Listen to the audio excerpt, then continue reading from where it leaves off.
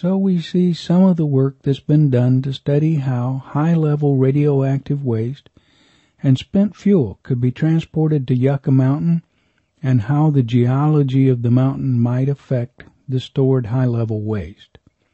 Let's take a look at what the plans are to actually get the fuel from the surface into position in the repository and what it might look like in long-term storage.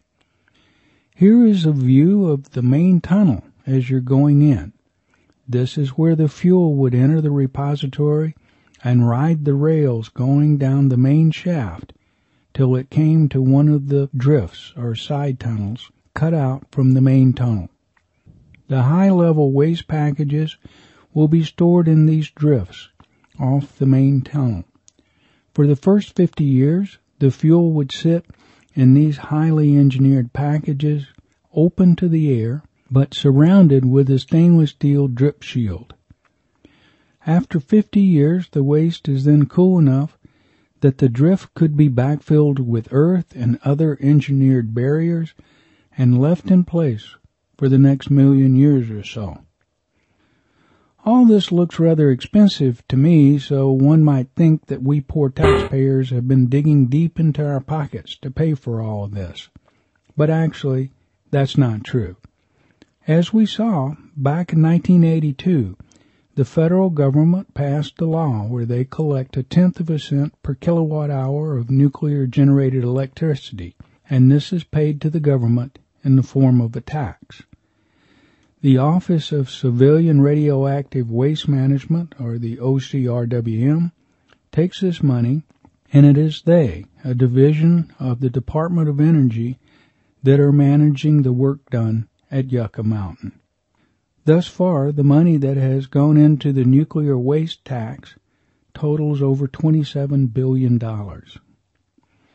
You can see here what money has been put into the fund by this tax on electricity generation, and what money has been requested and given to OCRWM by Congress each year. In 2007, in a report to Congress, the OCRWM projected that the entire cost of Yucca Mountain would be $26.9 billion.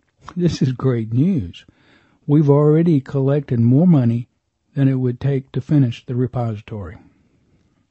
On the other hand, the Department of Energy has requested space in the mountain, and once they found out how much trouble it was to get a repository even in one place, they decided to make it big enough that it would hold all the nuclear waste for all time. They've essentially tripled the size of the repository under Yucca Mountain, and with this change, the price triples also. They're now saying that it will cost on the order of $90 billion. If they could keep collecting money at the rate they have so far, the utilities will again underwrite everything.